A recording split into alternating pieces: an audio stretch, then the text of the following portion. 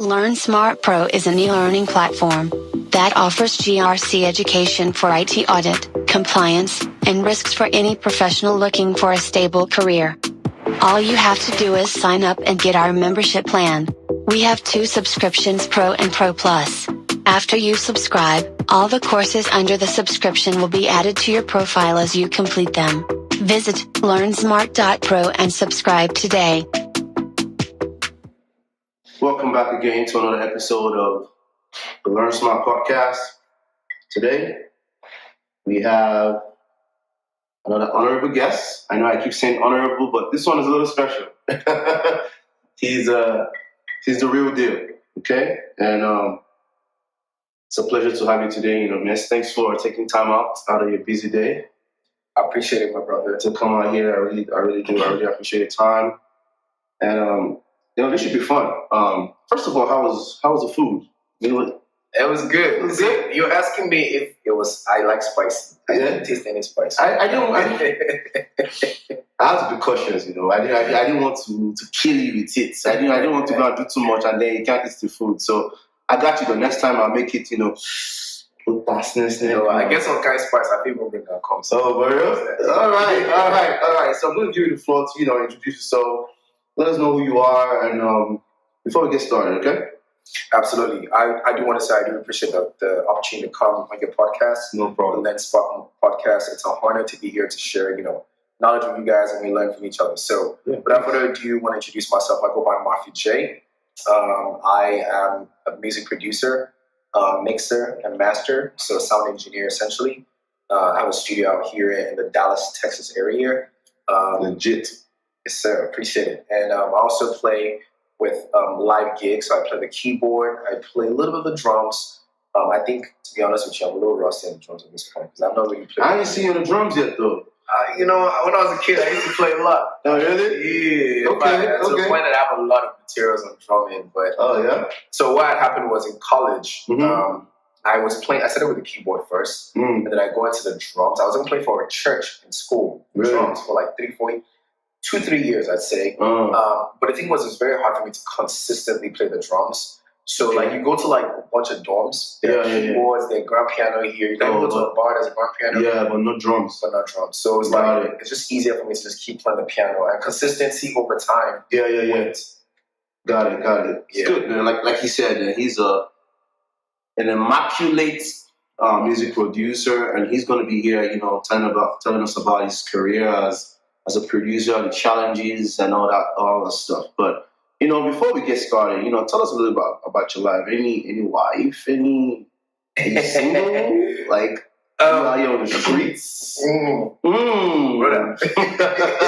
So what is it? Tell me. Be honest with you, that's all I'm talking to. You know what I mean? So I'm glad you said that. She might be watching now. She probably see this clip and be like, boy, you playing out here. Yeah, okay. So, ladies, he's taken. He's not single, right? Fair enough. All right. So, and how's that going? It's going good. She's someone I definitely love her mindset, and we match pretty well. That's good. We'll figure it out. Okay. Like you all know, this podcast is here to talk about the life journeys of different professionals and, what they do and how they enjoy it. But before we get into that, let's know a little bit about your early life, right? So did your parents tell you anything specific about the day that you were born? Any story, anything specific about the exact day that you were born? That's a very good question because, to be fair with you, I don't think I've gotten that answer. That answer. Have you asked the question? I don't think so. So the thing about parents that's really interesting is their layers. When you probe them, they tell you something. You probe a little bit, they tell you more. They'll tell you a little more. But one thing I do know, obviously, I was born in Nigeria. I was born in Ayenke House. That's in Ikeja. Ikeja, okay, Ikeja boy. Ikeja boy, yeah. Right. So I used to make a phone because my brother was born in Mushin. Matter of fact, part of my childhood I grew up in Mushin. So, is it? Yeah, so I used to make I was born in Ikeja. So I messed with that. Yeah, I think I was born on a Tuesday. On a Tuesday? Yeah, I think that's just the only thing I know, honestly. Really? Yeah. Really? Okay, so growing up, right, you say you grew up in Nigeria, is there any vivid memory that you have from growing up in Nigeria? Any vivid memory of something or someplace or somewhere at a time where you were like, man, I can never forget this day? Oh man, there's a lot of memories like that. I think It was one. So let me use the one. I was playing soccer, right? I was playing football. As we call it soccer, football, same thing. Yeah. So we lived in a GRA. It's called Yabate GRA. Okay. Right? And we had about like 4 apartments, about 4 apartments. So one building is 4 apartments, another one is 4 apartments. So it's 3 of them. Okay. In the middle of that was an uncompleted building, which turned out to be a peach. We converted it to a peach, essentially. So I think what was there initially was there was a building that was there a long time ago that got demolished, but the foundation was still there. Okay. So we had a bunch of guys in the area always come and play soccer out there. But what was unique was my mom didn't like us playing soccer out there. She just was very much about books. Oh. Study. I have books you should read. Stuff like that. Yeah. So. And, you know, they used to call me Michael Jackson because I used to... Stop it. For real, man. Wait, why? Because I used to dance with the ball. I like to dribble. Oh, really? So give me the ball, I dribble everybody, make everybody laugh, score a goal. So they knew me for that. Okay, so I see. The thing was, mom comes back home around like 6 o'clock. Okay. 6, 7. I'd say 6, yeah. So come back from school, we'll play soccer out there, you know. The thing was, mom has a particular horn. When you get to beep, beep, once we hear that, me and my brother zoom to the house. One time like that was a good memory I won't forget. Was where I was running and I shito. Shito basically means you like hit your leg on a stone and it bleeds. So turns out to be I mistakenly hit the stone and ran upstairs. So it was bleeding, and mom came in. I think she saw it. I don't remember the full memory of it, but that's a finesse now. Yeah. So what did you see happen to your foot? I was walking, mistakenly. Wow. I hit the stone. She can't know that I was down play soccer. So what would she have done? What was the punishment for playing soccer back then? First off, he deserved it. Okay. He deserved it, and then why did you want to play soccer? Really? What I told you. So she didn't want you guys to be active outside out here. She was more of the books, study, lessons. Did you have lesson teacher growing up? I had a lesson teacher. Oh my days! So I had a lesson teacher for regular school. I had a lesson teacher for music. Oh really? Yeah. Matter of fact, they used to make fun of us. Like, you guys, your music teacher has come. Wow. We're playing soccer. So what did the music teacher teach you guys? Piano. Yeah. Now look at you now, being a producer. Yeah. So that it definitely goes back to that time. Definitely. Because I was 11. I think I was 11 or 12 years old. My brother was 2 years older. So it turned out to be that I think my mom always wanted to be able to play an instrument. She sings, but she never knew how to play an instrument. So she was like, you guys should do that. And dad was just supportive about. My dad was optimistic about him will invite people to come to the house, and then I play the instrument, brother plays another instrument, my sister would do something, and we have a whole speaker and bring people to the place. That was his idea. Yeah, never happened, but it was just the fact that it was supportive of that whole process. Fair enough. That's good. So with all this memory, what is an exclusive story that you can tell us about yourself growing up? What were you like growing up as a kid? That's a very good question. I think I was definitely very creative. Okay. I used to be a dancer growing up. So really, like break dancing or break dancing, Michael Jackson, all that stuff. Moonwalk. So you like passing current? Even though that you do take you back. For real? You do the one you do like this. Oh yeah. Let me even tell you a very cool story. So tell me that. Talking about being creative, right? So I went to international school in Ibadan, ISI, for 1 year, and it turned out to be that when I was there for that 1 year, it was me and one other guy called Chukuma. Chukuma, if you're saying shout out to Chukuma. Shout out to Chukuma. So it was always a competition of who was better at dancing. They call me Shay then. Yeah. Shay, because Shay is my first name. Okay. So it's either Shay or Chukuma who was better. So like seniors would call us when you guys start dancing. Right. And Chukuma was pretty flexible. He was able to do that backflip from up the we had those double deckers. Yeah. Like the bed, the bunks. And then I would do my own thing too. Yeah, so it was a great time. And then I was part of a dancing group. I was the youngest out of all of them. Oh yeah. So I've always been that guy that has just been like breaking stuff, breaking bounds and things. That's legit. That's legit. So, do you remember the best gift that you got as a kid? And who gave it to you? What was the Best gift? gift? Yes. And who gave it to you? Oh man, that's a very good question. Off the top of my head right now, okay, I think I remember one. So I got a PlayStation 1 from Uncle D. Should I call his last name? Say, shout out to him today. Yeah, shout out to him. So he actually liked me. He used to call me Shay. What? Yeah, that was the way he said. Oh, really? So we're real cool, and that time I think PlayStation 1 was, is he 8,000 or 80,000? So I told him I wanted a PlayStation, right? Oh, really? And he just got it for and you? he went to go get it. One of those rich uncles, yeah? He was doing very well for himself. Still doing very well for himself, by the way. Runs his own company and everything. Oh, that's nice. Yeah, so he bought it for us at the time. So we had people come to our house. You know, then there's not a lot of games. Yeah, it was like there's only one like guy. Sega, something like that. Sega. I remember Sega, though. Sega, N64. So it was only like maybe a few people in the whole community that had games. So you guys are legit for some having people that. come through, come play and whatnot. We'll borrow CDs, cartridge. Yeah. Good time. Yeah, good time.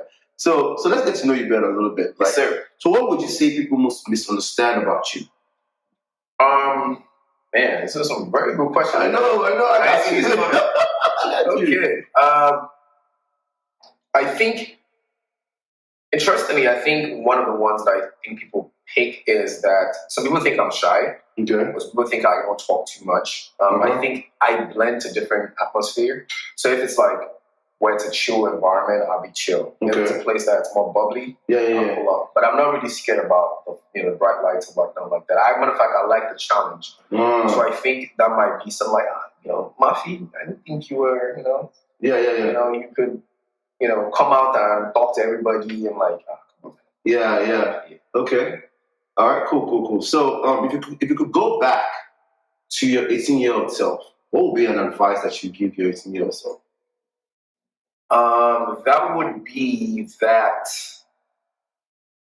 at the age of 18, there's a lot of, oh man, I'm going to put this, man. I got to think about this. Okay. Take your time. Anyways, just being authentic, I think is very key. I think finding your voice. But at the age of 18... Being a what? Authentic. Oh, authentic. Okay. Was authentic. Okay. But at the age of 18, you don't know a whole lot. True. But I'll say what's very key is try to find a mentor, even if you're very young. And I understand that. But this is for yourself, though. What would you have? You'd have told yourself to find a mentor at 18? I just think it's being the right group of good circle, being a good circle. Okay. But at the age of 18, you don't think of a whole lot of things. You trying to adapt to different things. I think for me, turning 18, realizing that the world doesn't give a shit about me. Yeah. Growing up, it's like we all thought like, because mom and dad always wanted to cater for us and stuff like that. So it was a thing where it's like a little bit of entitlement did kick in at some point. Yeah. And then realizing when you get into college, like, dude, it's a big world out there. Yeah, nobody cares. Yeah. Whether you're having a bad day or good day, it's no one's business, right? It's what you bring to the table that matters. So I think for me, it would definitely be just surrounding oneself with good energy, positive energy, and good people, honestly. Because I think you definitely, for me, I breed off the people around me. You know what I'm saying? Okay. So I know you got a lot of streams, right? But what is your morning routine like? As of late, say at least 5 times in the week, I do this. Yes, as of lately, I've started to work out in the morning. Okay, I see the muscles. I see them. Keep going. It's not easy. Keep going. Once you follow out the routine, it's hard. Yeah, that's why I like this question. So what do you do? How's your morning like? So I start with that, and then I go. You work out every morning? I try to work out every morning. Okay. Yeah. So once I get that out the way, then I begin my day, which is meetings I have for the day, things of that nature. I usually like to have my calendar open, run through that, and ideally that's pretty much what it is. So what I used to do before, I used to multitask, where I'm running my actual work and then I have my personal work run at the same time. It could get a little bit cumbersome. Basically means like English. Essentially means like I can I can get overwhelmed at some point. Okay, You know what I'm okay. saying? So I just kind of like make it very like just work focused. Yeah. Until later on in switch the gears. Okay. So at what time of the day then would you say you get your best work done? Man, I don't know. I'll be real with you. I really don't know. And the reason I say that is, my gears kick in weirdly. Like Really? I can be knocking it out real good in the morning, and my afternoon goes a little slow. Okay. I'd say for a long period of time, the mornings, I get things done out there. Yeah. Afternoon maybe slows down a little bit, and then towards the end of the afternoon, like around 3-4, it kicks in all over again, all the way to like 6-7. Okay. And then if I have like studio sessions and stuff like that, evening time kicks in too as well. Okay. Yeah. So okay, cool. So let's move into your professional path, right? Yes, sir. How did this start? Where did Marphy Jay come from, my guy? Good question. Where did that come from? So kind of going back to what we talked about, like that uncle that gave me that PlayStation 1, Uncle Lee, he used to call me Marphy Jay. No, it wasn't. No, scrap that. It was when I was in church, when I was growing up, I used to play the keyboard in my church, my home church. Yeah. And there was a guy called Uncle Chinedu.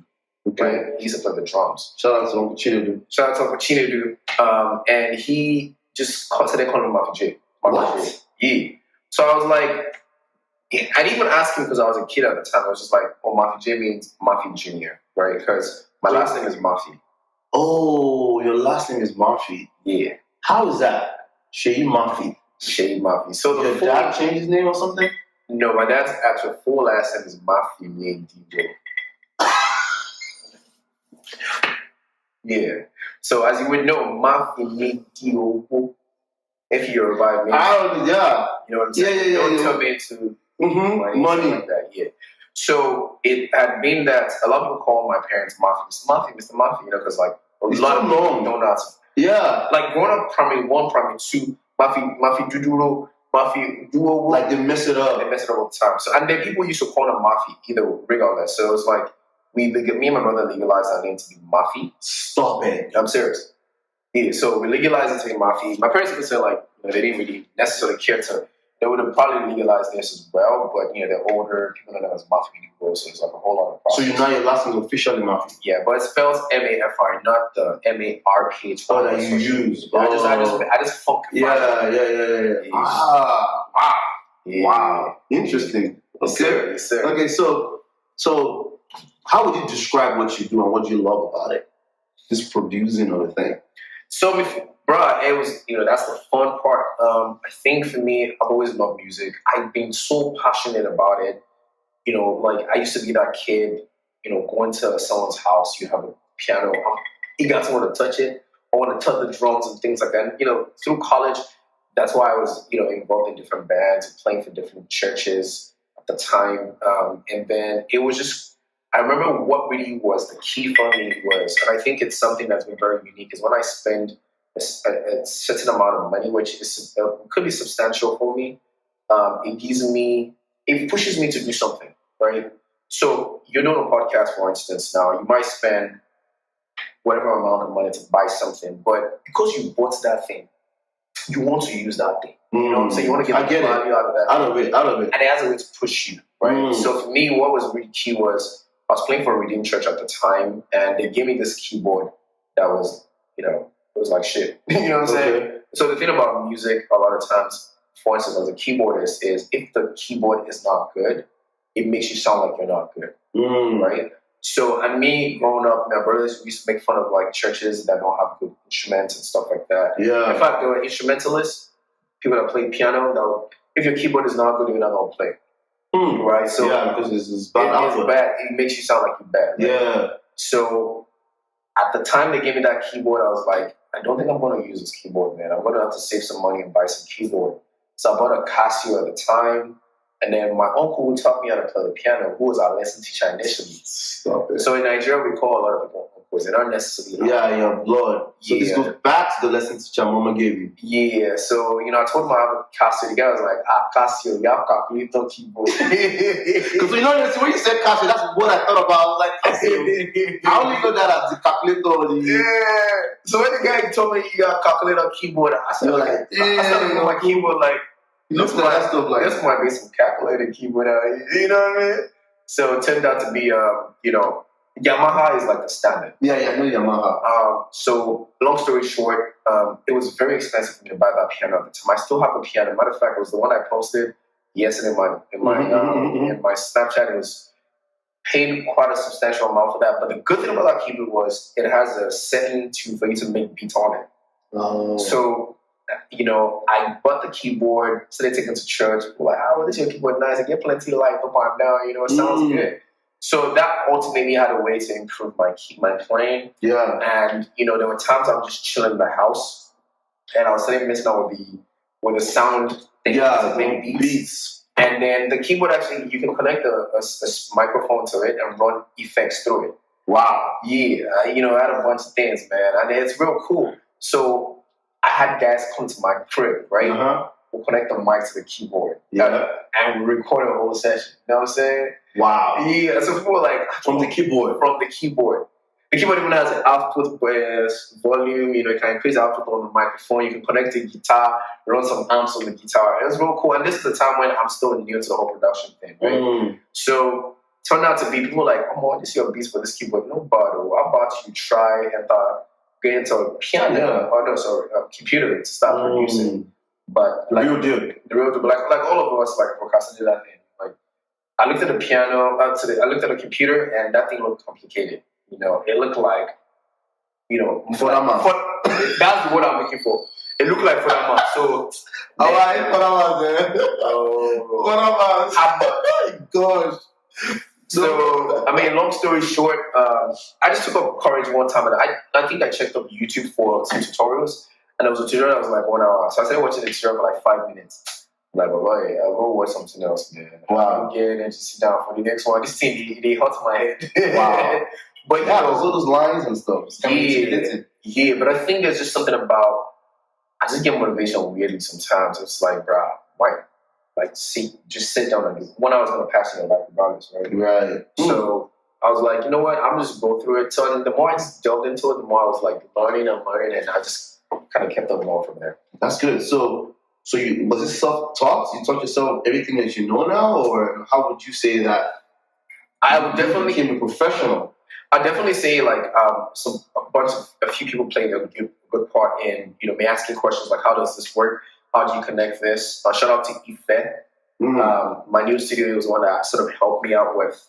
I already had a list of things I was going to get. Right. And then he kind of gave me an idea of, okay, this goes here, this goes there. He even came through to help me put it together. But essentially, shout out to Ife. Shout out to Ife, man.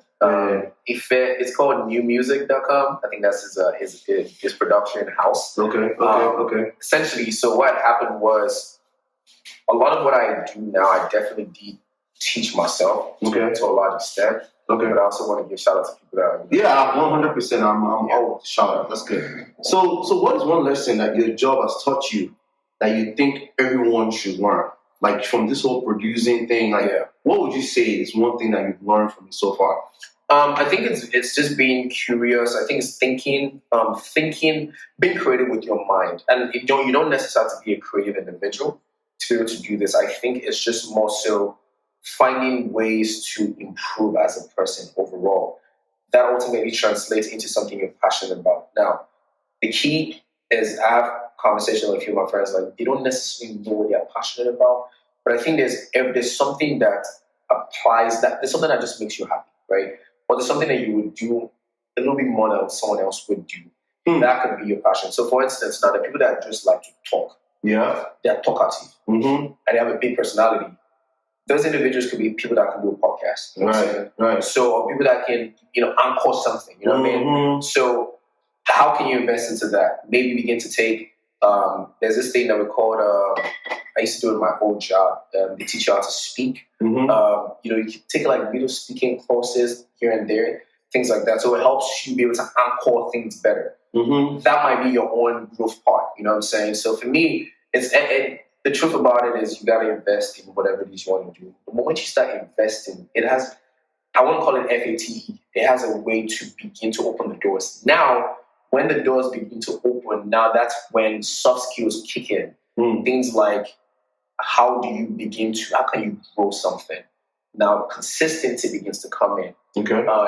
Width begins to come in. How do you wither those times when you just don't feel like turning those cameras on, or you just don't feel like learning something, or you don't feel like just hitting, doing a production and things like that. That's when those extra layers begin to kick in. But to start with, to go back to your question, it just comes down to finding something you like and then just finding a way to grow in that.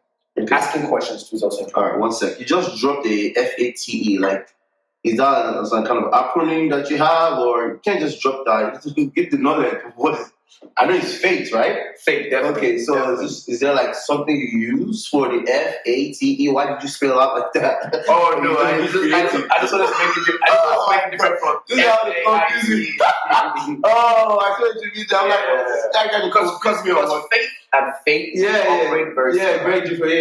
Yeah. Okay, I see what you're saying. And essentially, what I mean by faith is, to kind of go back to that was, the world just has the faith has a way to create opportunities. Yeah, and the truth really comes down to this: we're definitely a generation where there's a lot of things that can happen. Someone can tell you, like, bro, I really want to start washing cars. I love washing cars, right? So what they begin to do is like, all right, today is a Sunday. I'm gonna go around this whole neighborhood, right, and talk to people. Obviously, there's more, that's where thinking smart comes in. There are better, effective ways to do it. Yeah, but back in the day when there was no opportunities like that, you would literally go door to door. And I can assure you, if you do that for 1 week, one guy will allow you to wash his car. You know what I'm saying? And then because of that determination and faith, FATE, if that guy is solid in like, I want to do this, I give that guy 6 months. He'll be washing more than 2-3 cars a week. Yeah, and then he grows. That is faith. You know what I'm saying? I see what you're saying. It's materializing.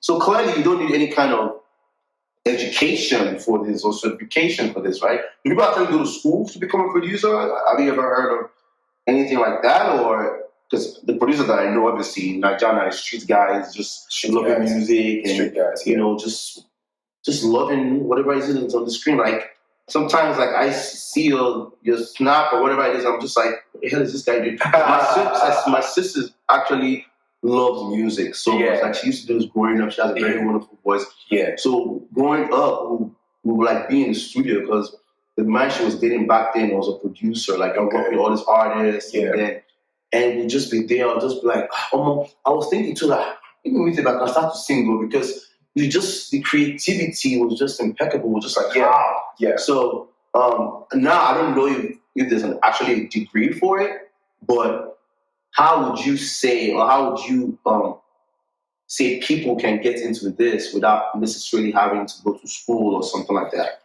So the truth about it is the guys I've seen they're being very good at this whole process. They go to school.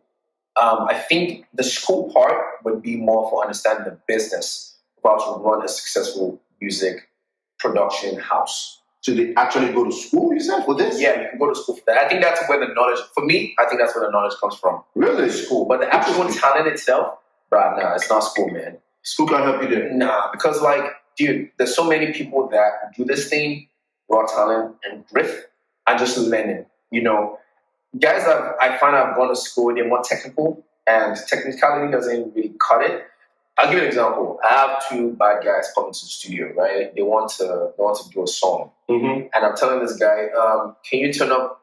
I say, oh, your mic is on right now. I'm going to give you 20, I'm going to cut your voice 20 hertz, and I'll give you a top end at 20 kilohertz.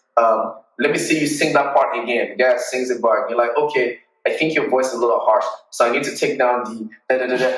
They're just looking at this guy. Let's say where this guy compared to person where you come to studio like, bro, things and I'm like, oh, Baba, you get what you like, there's this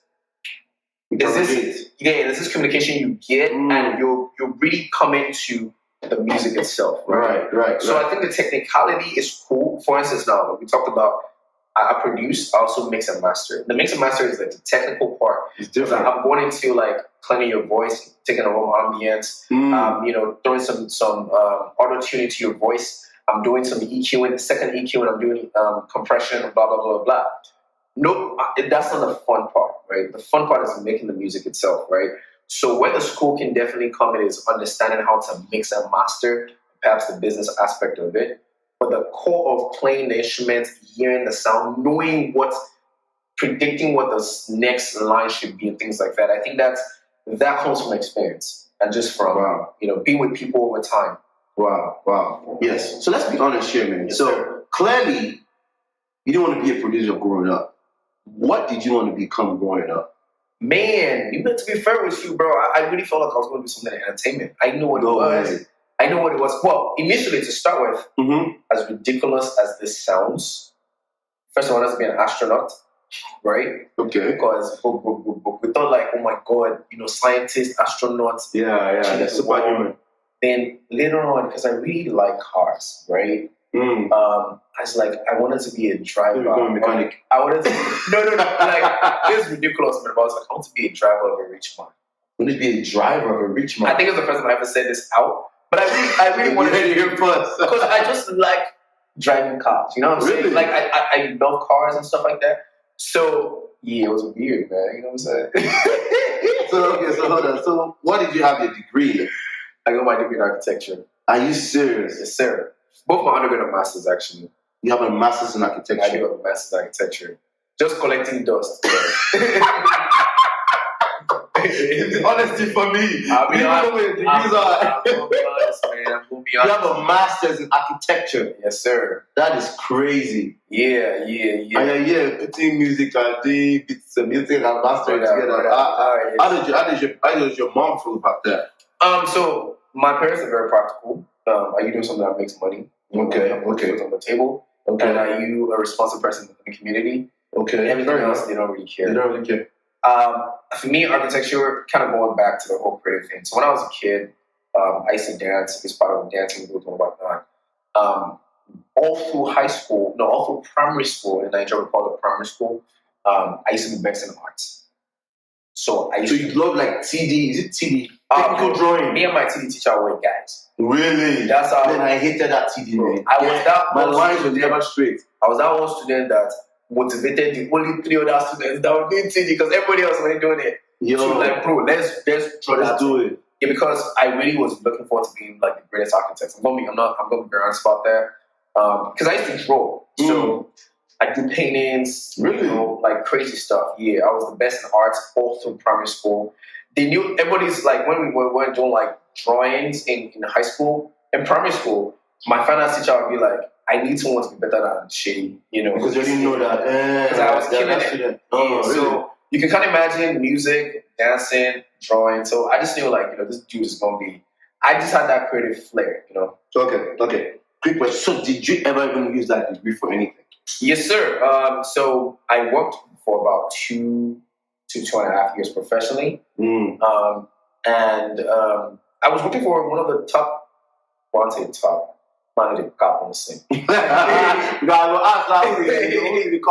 was working for Corrigan.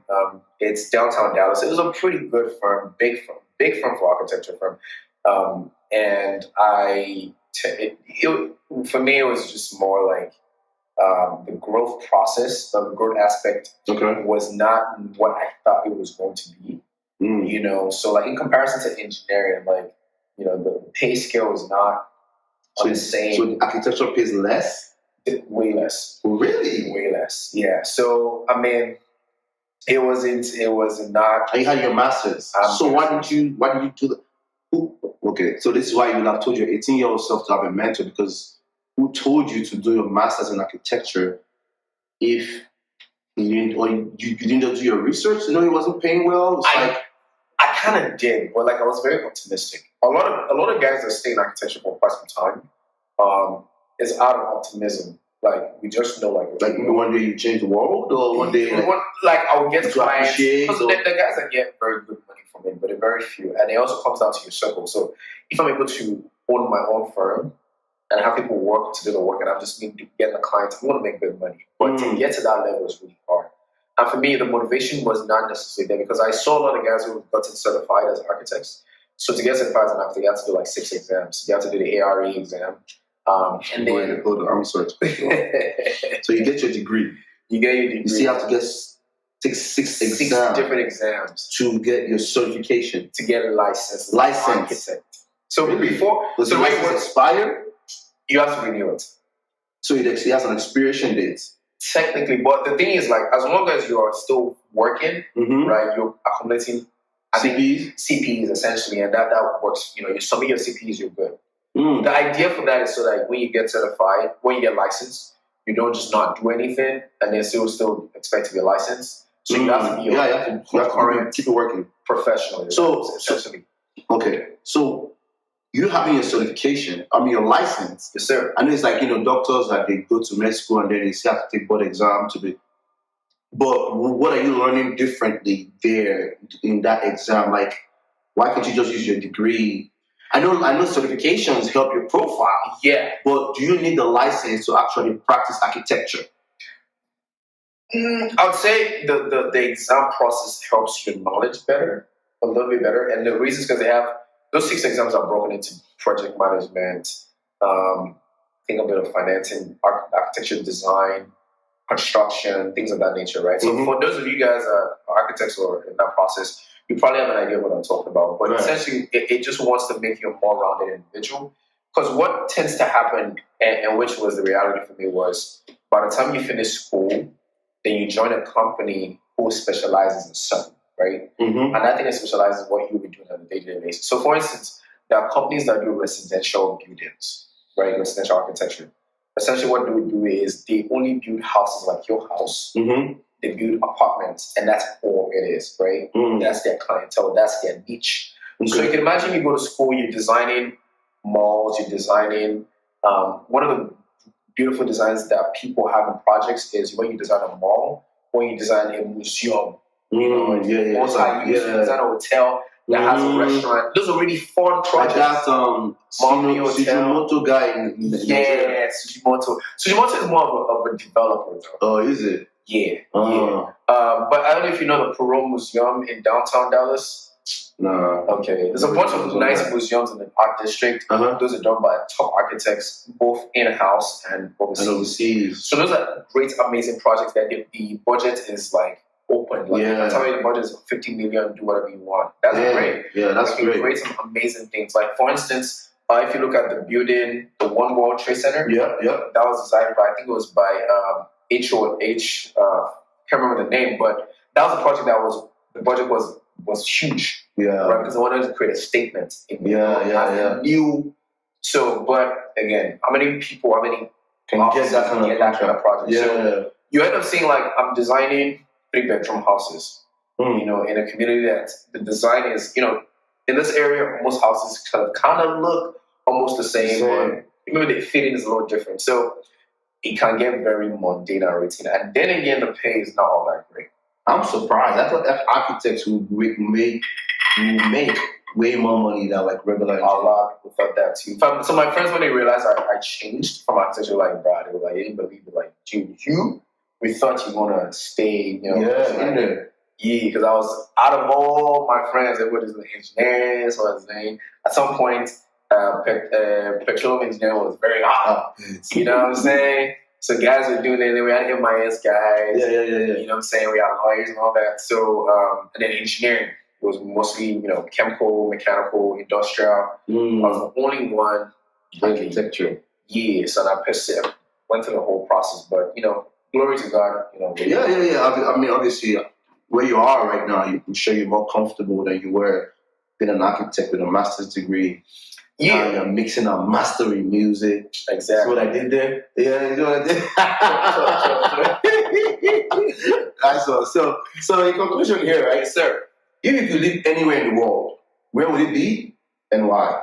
I think it'll definitely still be US. And the reason I do say that is there's a lot of opportunities out here. I think, and a lot of y'all can testify to that, when you come from any different community, especially if you come from a third world to US, I almost want to say, like, everyone that comes from a third world to US who does good in the society, I mean, you're trying to earn a decent living, there's always going to be opportunity. It even comes down to like, you know what, I'm going to hustle and do like Uber for whatever I want. Because stack up some cash, and you know, there's always something you can do. Okay. So I think the way this place has been built gives you the opportunity to expand now. The caveat, which can be another conversation, is, you know, there's something about the rat race. You know, it's like you make your money, but all the money is going to bills and so that's a different thing. Yeah, that's not good. Yeah. Okay, fair enough. That's a very interesting answer.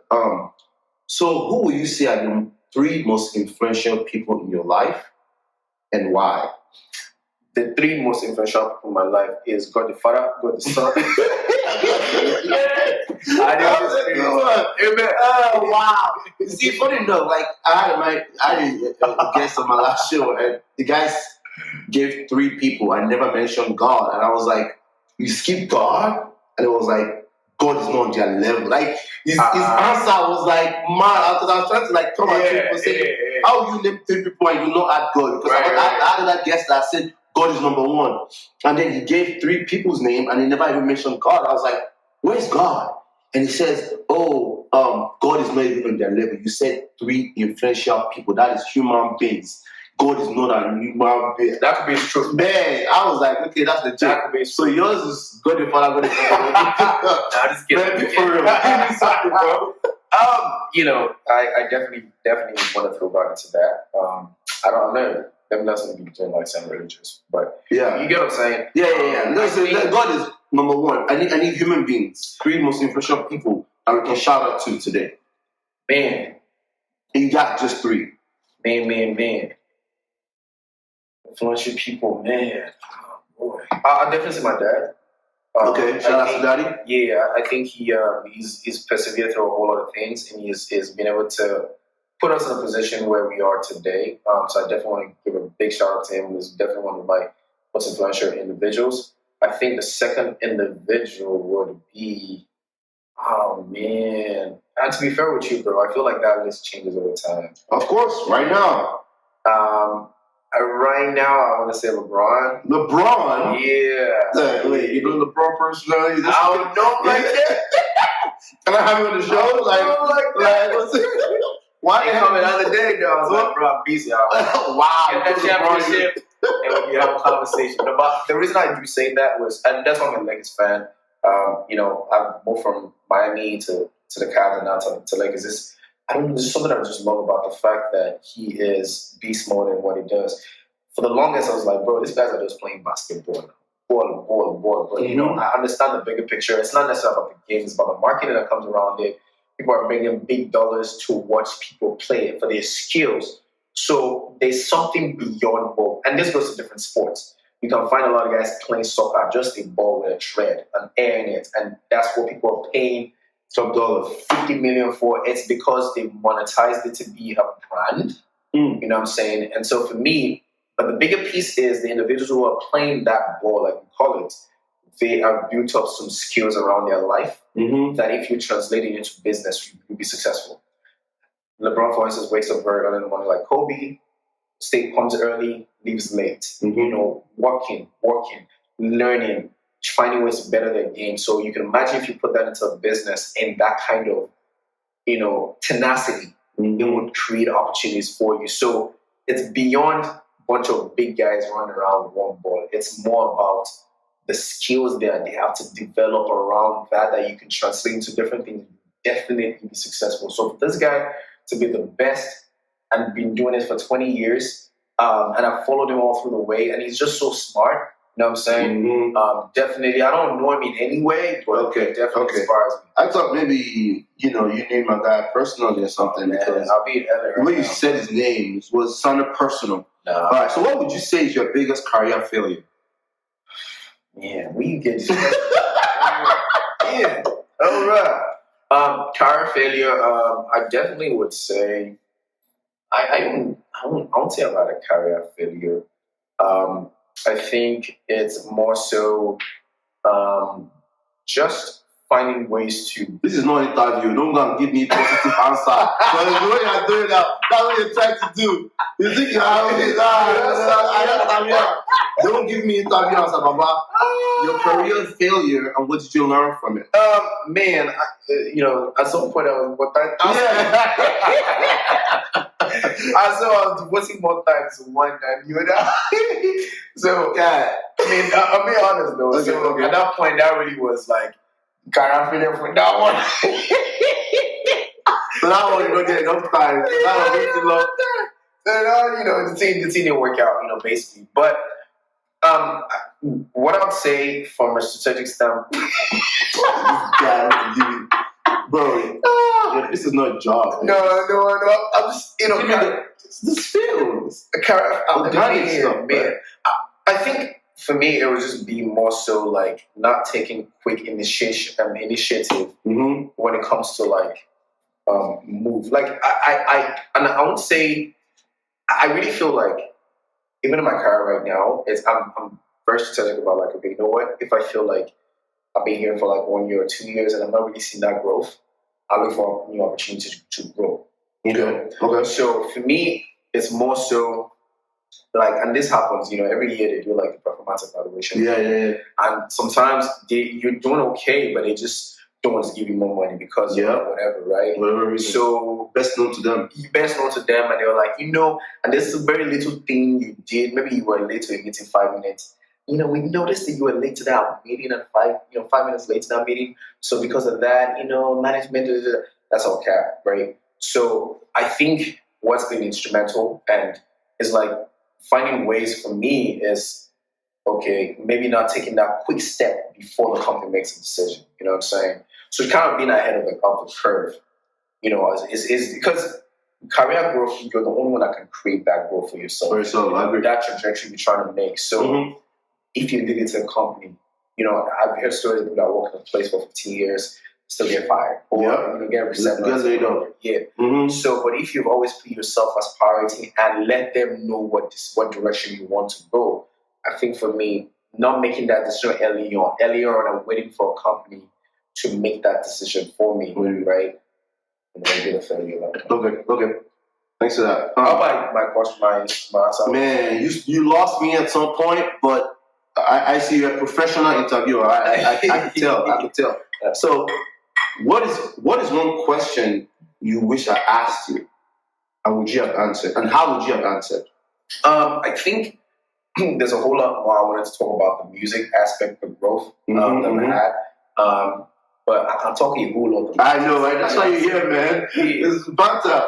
I think for me would be more the challenges that I had business-wise when it comes music-wise. Trying to run a production house. And I can talk about that. Okay. Yeah, talk about it a little bit. Yeah, what are the challenges? The challenge then is like anything really. When you initially start, you're passionate about it, right? You get equipment, you're just trying to do something. You know what I'm saying? And then you start beginning to get a little bit of clout. Some big guys, I don't say big guys, but like people are beginning to come like, we don't hear about you. I won't come through. So now, what started as a passion now is becoming a profession. And when it's a profession, you have to act as a professional now. Basically meaning you have to do professional work. So I'll give an example. You might be doing photography. I was talking to a guy about this, right? He got a camera. He likes taking pictures. And I was like, I could tell it was still in the early phase of his photography, right? But what tends to happen is you're taking your friend's pictures, you're sending, oh my God, blah, blah, blah. Well, let me give you a referral. Okay. This lady's doing a photo shoot for a wedding, or she's doing a photo shoot for a birthday, she's doing like a baby shower, things like that. Now they invite you like, oh my God, I just got a camera now, I'm getting an opportunity to come out here and do this and do that. Then you come out and do that, right? But what tends to begin to happen is because now you are supposed to be acting like a professional. Now the requirement of your quality is different. So now you might go to an event, take pictures, send it to your client, and your client will be like, we don't like the pictures. Can you redo it? Wow. So now it's like a thing you were just so happy and just want to do. Now it's like, we want more. So now coming back to my music thing was, starting out doing my stuff, and then it's kind of like, okay, now people are coming, and I'm going to put it this way, everyone is trying to get the best bargain for their money, right? So they want the whiskey track, I want to pay you sort of a bit of money. You know what I'm saying? Why you? But it's just the way it is, right? So with music, people always say like you have to pay your dues, pay your dues, pay your dues. Yeah. So if you want something good, you gotta pay. You gotta pay good money for it. Good money. But then again, someone can pay you a couple hundreds, but they want a song that sounds like Tenny and Whiskey. You know what I mean? So which to create that, there's a lot of things that go into it. So, kind of going to music is like just to create a dope track. I'm saying a dope track like what you hear on the radio. Yeah. That's a lot of investment from the music aspect, not even from the artist. The artist just comes, sings, and that's it. The music, whoever personnel, who's a producer or the engineer, first off, your microphone has to be good. Legit. Sound installation has to be good. The cables running into your device has to be good. Your software, your computer has to have a lot of energy, and like a lot of RAM and all those things. Yeah, right? power. You have to have the software. You have to have the plugins to run all those things. Now you need to understand how to run those plugins to collect the right data. And the thing about production is like when you have someone in the studio with you and they're recording and then you're trying to figure stuff on the fly, you might kill their ginger. Right? So you are trying to figure something on the fly, but you don't want them to feel like you're trying to figure it out. So you're like, everything is cool, everything is cool, but you're trying to figure it out because that can mess up the studio session. Yeah, I see what you're saying. A lot of those things happen, over and over again. Obviously, with time I got better with that. But I think for, that initial investment, understanding every device I'm using so that it brings up something good that when I send to you, like, go play it with your friends, give me your feedback. Oh my God, I like this track. To get to that level took a lot from an investment standpoint and also from a knowledge and skill standpoint. Because again, if they're going to bring a couple $100 to you and pay you that money, it's because they expect you. They want a whiskey kind of track, And point in cases like, and I find this very, very interesting, is the fact that nobody knows your skill until you begin to explain it to them. And what I mean by that is, when you sit down with a professional basketball player and they begin to tell you all the different things that goes on, the looks, the screen, the ball club, the way you create the your elbow line, the defense, then you begin like, oh bro, I didn't know. I thought you guys would just run up and down. Or you go talk to a guy that is a mechanic and he tells you the different thing that goes in your engine to make it work. You're like, I thought the engine is just start and done. You get so.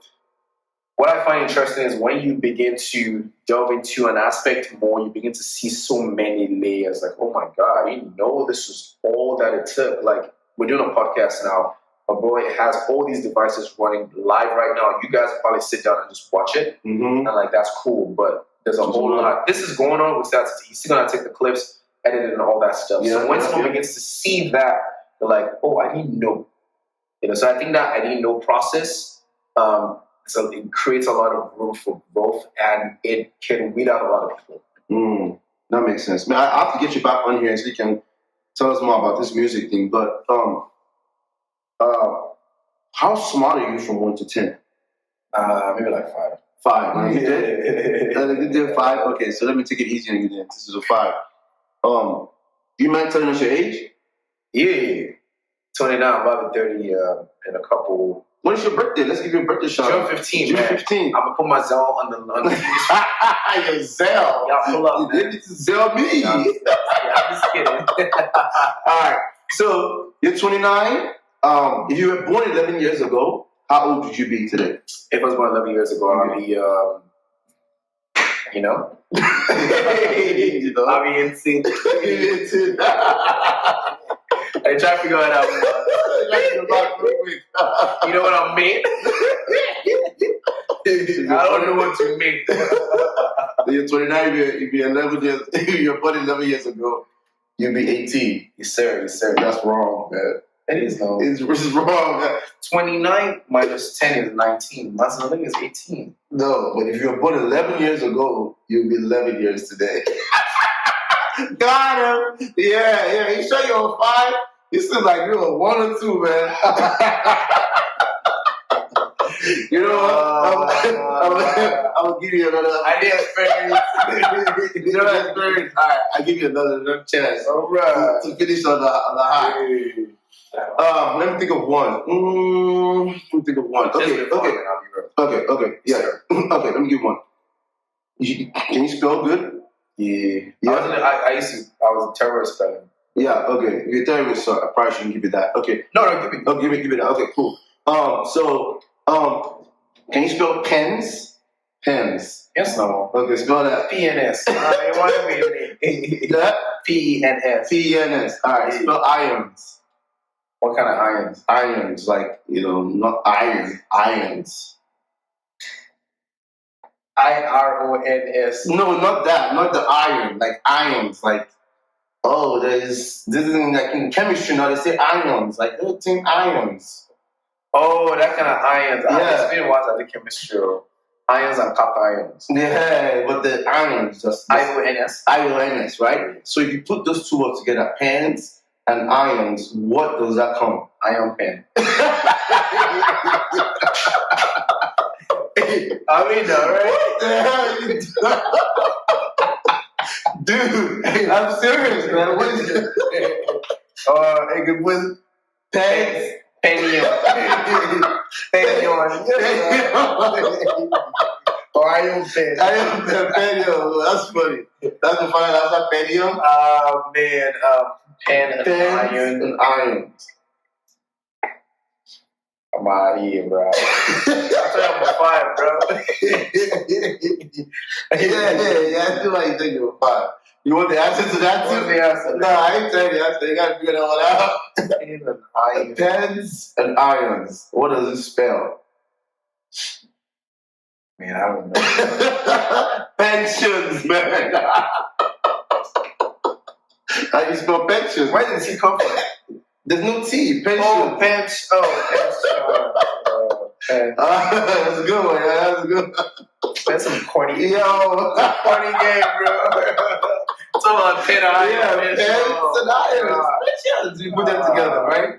Yeah, that was a good one. All right, so how come my listeners find you online, man? Absolutely, man. Everywhere. Tell us about it. You can find me. So social media is Marphy Jay. That's MARPHY_J. Okay.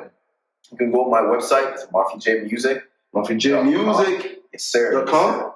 Okay. I do sell beats on there online. So if you need any beat for like instrumentals for song, podcast, whatever that might be, you can always find something. And you do this beats yourself? Yes, for the most part. You don't like outsource it to someone in offshore or something like that? I did actually have someone who was going to join the team. I think I got a little busy at the time, so I didn't follow through. And I was trying to control the quality. I was about to say, if you're going to outsource it, you better let them know it's not you doing it, because I'm sure people want to hear from you. Because there was a guy that I looked up on YouTube, and he was doing some great numbers. I think he was making I'm not even exaggerating, like $20K a month at the time. It was last 2 years. Outsourcing, just making beats for people? He had built up a very big following. So he gets people to send him beats. He takes 20% of the profit, gives you the rest. So you can imagine if I had 100 people bring in beats, and I have people come and buy stuff all the time. Yes. Even though I didn't make it, I'm getting 20%. That's still something. Yeah, that's enough.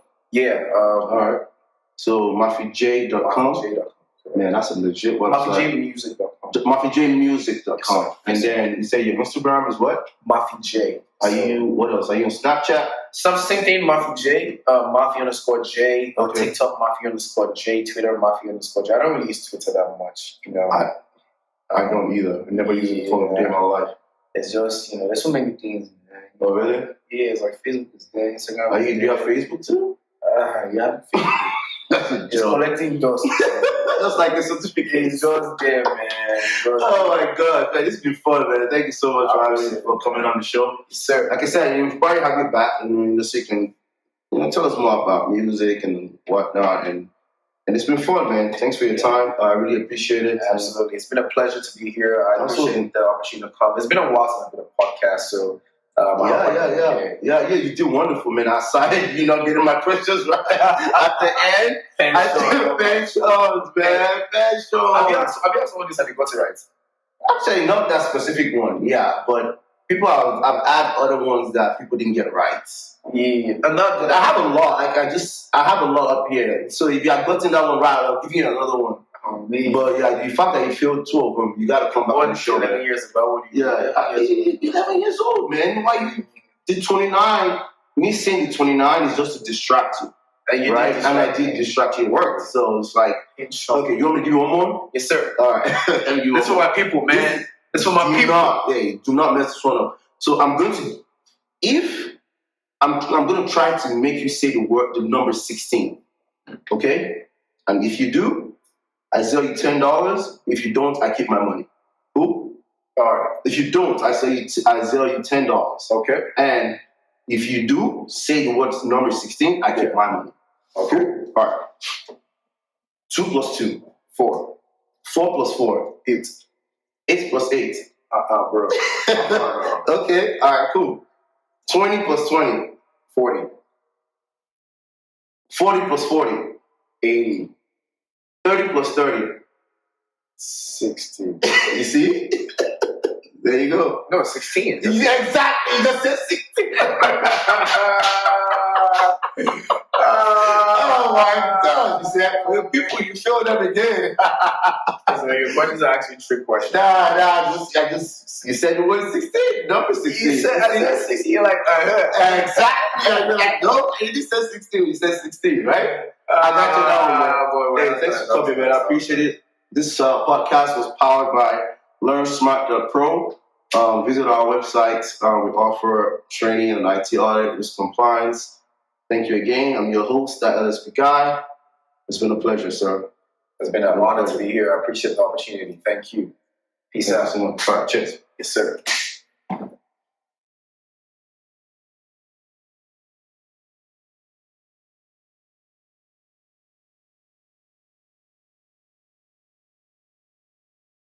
LearnSmart Pro is an e-learning platform that offers GRC education for IT audit, compliance, and risks for any professional looking for a stable career.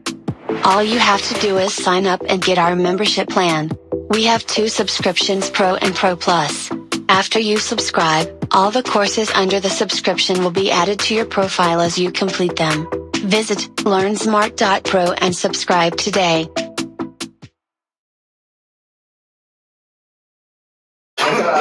You can't see me. Guy, man. Come on. It's kind of.